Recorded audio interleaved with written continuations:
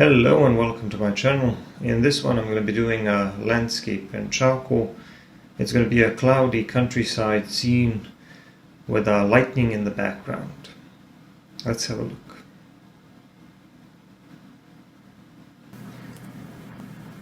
First I'm going to sketch out the composition just to determine where some of the basic elements will be. Normally I don't sketch out the shape of the clouds or anything, but here I want to know where the lightning will be. And I'm going to draw the lightning by making an indentation with this wooden stick. So I'm just going to use this pointed wooden stick and draw the shape of the lightning bolt. As you can see, I'm making an indentation in the paper. I'm not too gentle with the paper, but that's why you need to use a slightly thicker paper for this. The paper I'm using is about 200 GSM, and the size of the paper is 9 times 12 inches. You can see that once I went over that with some vine charcoal, a white line, a white shape is starting to appear. That's my lightning. I blended that with my finger. And you can see now we have a light shape showing against a darker background. This is, in my opinion, by far the easiest way to draw a lightning, as well as some other effects. I'm going to continue working with vine charcoal, because I feel like this is the best material or the best tool for what I'm trying to do here at the top, in the top part of the scene, because I'm going to be drawing some clouds, and to draw these cloud effects, I'm going to be doing a lot of blending and a bit of erasing. So when I need the material to move around easily, vine charcoal is definitely the right choice. Vine charcoal or willow charcoal, it's the same thing. It's soft natural charcoal that comes in these sticks of irregular shape, and you can move it around very easily, as you can see, because it doesn't really stick to the paper as much as compressed charcoal does. Compressed charcoal from charcoal sticks and charcoal pencils. That's it. I'm going to be using charcoal pencils as well. I'm going to use Master's Touch woodless charcoal pencils, and I'm going to use the medium one for the most part. Now, as you can see, I sketched out the top part, or the top edge of those clouds, and then shaded around them, and now I'm doing a little bit more work with the vine charcoal stick and trying to define some smaller shapes within that larger shape of that group of clouds. So we're going for a somewhat darker, cloudy, overcast sky, and the largest shape will be the cloud in the middle, which will stand out against the background. I made the top part and the right part of it a little bit lighter, so you can tell that the light source is mainly coming from above and from the right. Now this material, as you can see, smudges very easily, so you need to be careful. And normally I work from left to right, but sometimes that can, and from top to bottom, but that can sometimes be difficult to achieve, because sometimes you need to block in some larger areas first so that you can refine smaller shapes later. So there's going to be a little bit of smudging. It's good to have a piece of paper, like a glassine paper or any other paper, under your hand to minimize the smudging. So you can see I'm doing blending and then some refining by adding some darker shapes, or maybe lighter shapes by taking away value. Here you can see at the top I wipe my brush and I lift up a little bit of charcoal. So a brush can be used to erase charcoal when it's clean, But if you want cleaner shapes, you're going to use a kneaded eraser, which is what I'm using here. A kneaded eraser will, or a kneadable eraser, will lift up some charcoal without leaving residue. And then to fluff up those clouds, to make them softer and wispier around the edges, I can use a brush again. Sometimes I will want to have a cleaner, sharper edge around a certain shape. Sometimes I will want a slightly wispy, blurry edge, but that depends on what I'm trying to achieve. So as you can see, I'm sort of playing around with a brush, almost as though I were painting. And the thing about vine charcoal is that you can achieve some painterly effects with it just by working with a brush, because you can lift up charcoal, you can add some more charcoal, you can push it in with a brush, you can do all kinds of things, and it's kind of similar to watercolor, I suppose. But I like to use two types of brushes, because the softer brushes, they tend to move the material around over the surface of the paper. The harder bristle brushes, they will help you push the charcoal into the grain of the paper, and that can be used when you want to make sure that a certain area that you're blending remains a little bit darker. I also decided to throw in a little bit of charcoal pencil here and there, because I felt like I wasn't getting enough value just moving this vine charcoal material around. So I added a little bit of charcoal pencil, which is a little bit darker, and then I put some vine charcoal on top of that, just to be able to blend it a bit more easily. Now you see the charcoal pencil is producing a little bit more texture, but that's okay because I can just keep blending and soften everything. The idea for this top part of the scene is not to have too much texture, not to have that grainy texture, because it's the clouds and it's the background, so it needs to look a little bit smoother and softer. So here in this middle part of the scene, I'm just using a kneaded eraser, dabbing a little bit to take away a bit of value, and here I'm cleaning up the lightning and the area around the lightning a little bit. I want the part of the clouds where the lightning originates to be a little bit lighter, so I dabbed on that with the kneaded eraser as well. So now I'm going to shade a little bit more of the background here where the trees are going to be, just to make sure that this part of the background is covered as well. And before I start drawing the canopies of the trees, I'm going to make some indications where the tree trunk will be visible, because the tree trunk and the larger boughs will be visible, but not entirely. Some of them will be obscured by all the foliage. So I made some indications where we will be able to see a little bit of that tree trunk and some branches, and after that I started drawing the foliage. To draw the foliage, I'm going to use the same old approach of drawing these tiny marks and dragging my pencil in circular or back and forth motions, making tiny marks to try to imitate a texture, to create a texture to imitate the appearance of foliage as seen from a distance. But at the top, because this scene, because the trees are very far away, I suppose, the foliage or the clusters of leaves, they appear very tiny, so I even drew some tiny dots at the top. Here in this stage, the outer shape for me is more important. I want to get the outer shape to look right, to look like a tree, to look like foliage.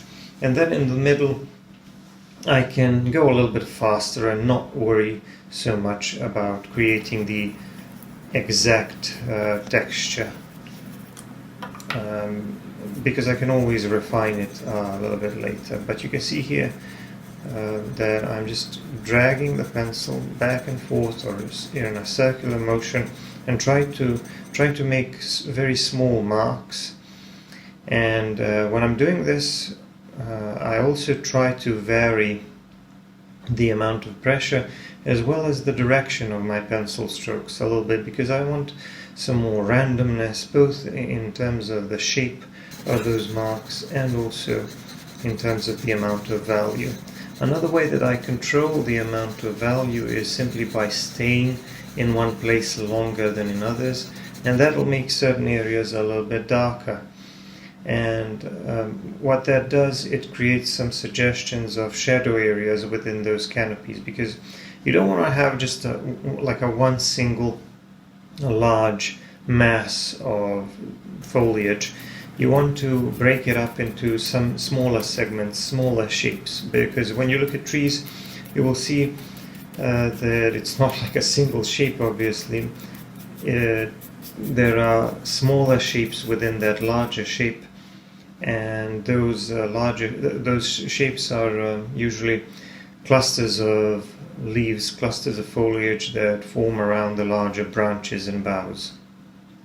And also in between the trees there will be a little bit more shadow, although when you look at them from a distance they kind of almost merge into a single shape. So here in this part of the scene we'll have a bunch of trees and some bushes, and when you look at it from a distance it will appear like a single shape almost. And now I need to draw a few more trees here on the left and in the middle. There's going to be another row of trees here. This row of trees will be a little bit further back in the distance, and they're going to be smaller and obviously a bit less defined. So I'm continuing to work with a charcoal pencil. I drew all of those trees on the right with a charcoal pencil, and like I said, I'm using a medium charcoal pencil. I actually have two grades of these. I have medium and soft. I'm going to be using the medium one for the most part. I'm just adding a little bit more value to some of these clouds, to some of these lower hanging clouds, or clouds that are a little bit closer to the horizon, because I want to add some more darker shapes, and I want the sky to appear a little bit darker in the distance, so that maybe those lighter shapes would stand out even better. Anyway, moving on to some more foliage and to some of these bushes in the mid-ground area in front of these trees.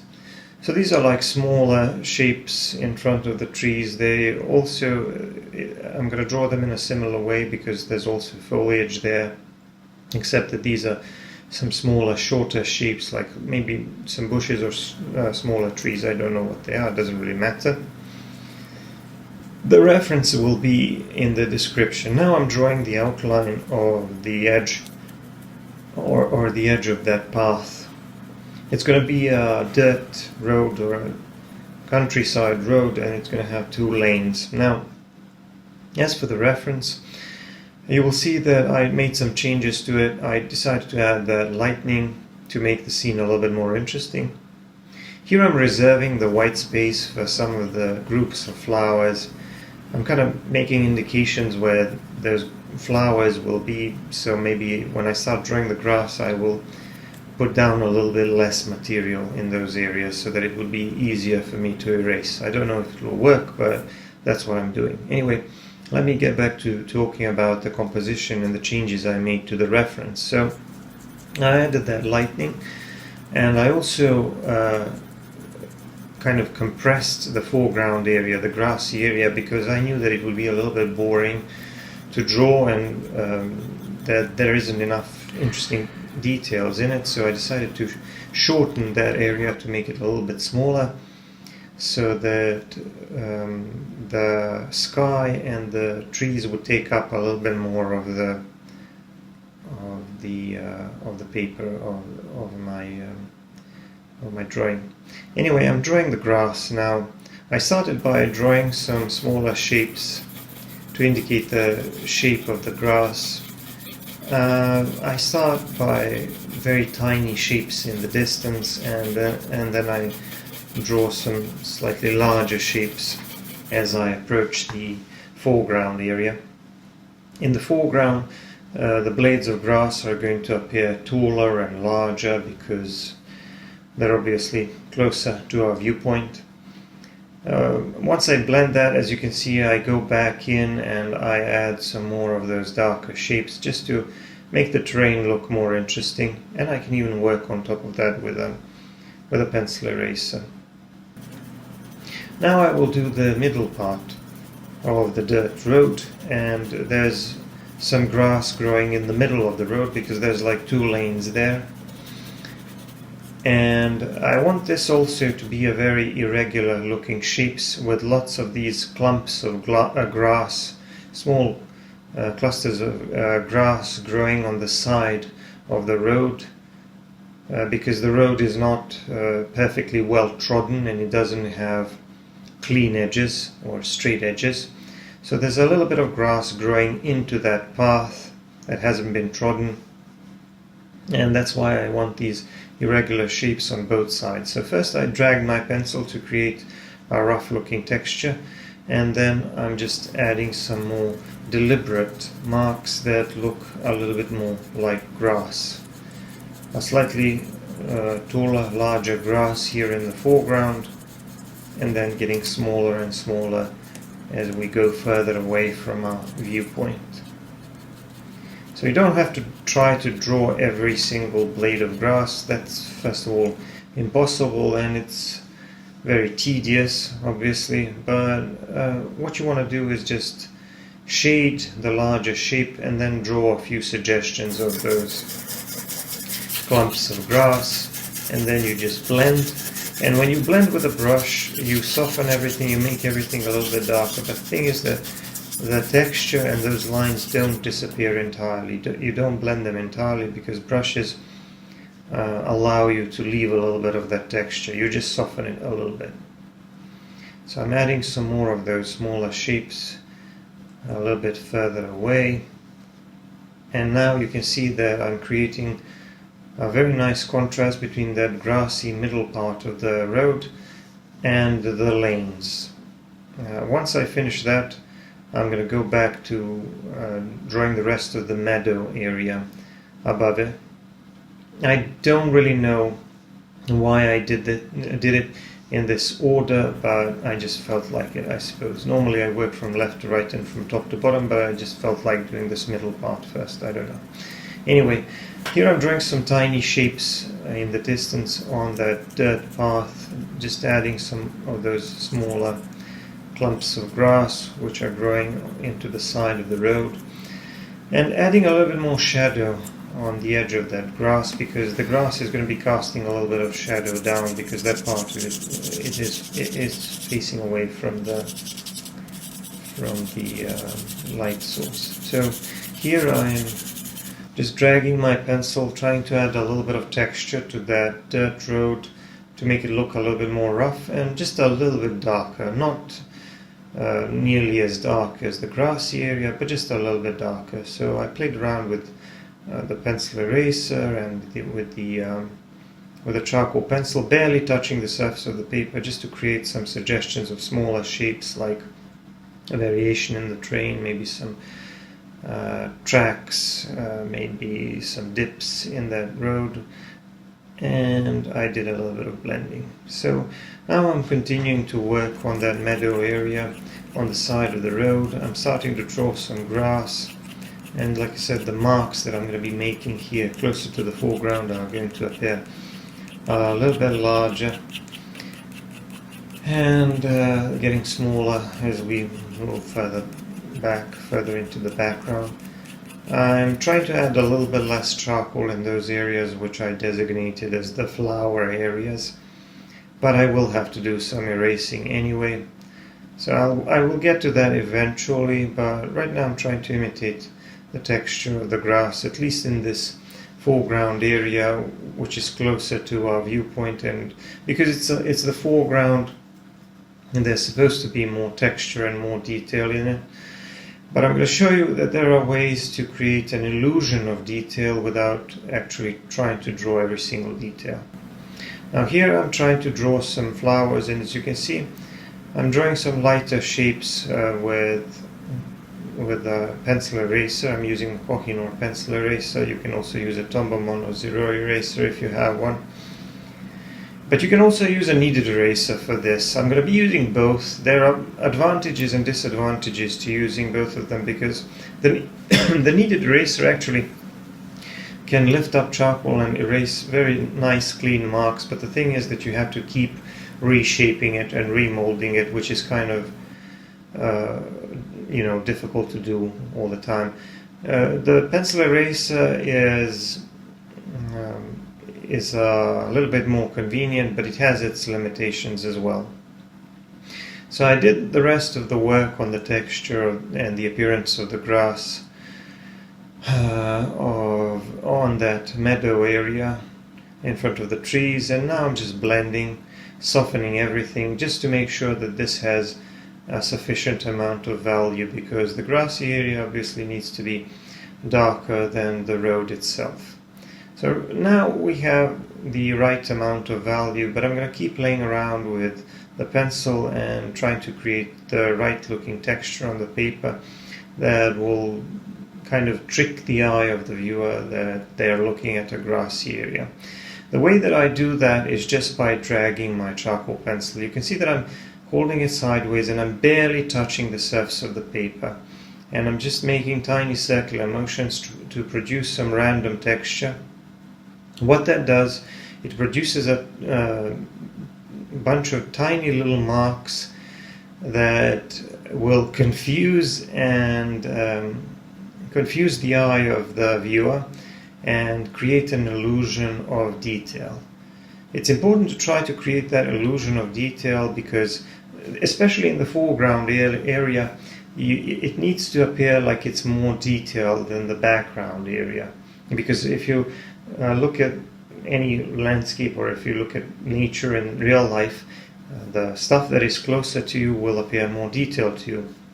The stuff that is further back will appear less detailed and even kind of blurry or vague if you look further into the distance because of the atmospheric effect. Anyway, I'm doing some erasing now with a kneaded eraser, trying to erase some of these lighter shapes to create indications of flowers or groups of flowers. I also didn't like the shape of the bushes here on the right side, so I decided to add a few more bushes on the right, to the right of those trees, and just drawing them in the same manner that I did with those trees. You can see that occasionally I soften those trees with a brush because I had to soften them a little bit because the texture was too grainy and there were too many of those tiny white spaces, so I had to go over it with a brush, blend it a little bit to make it a bit darker, to fill in some of those lighter spaces and soften some of those tiny marks so that the foliage would appear a little bit more realistic. Anyway, I'm just doing a little bit more work on this dirt path, adding a bit more texture and detail to it.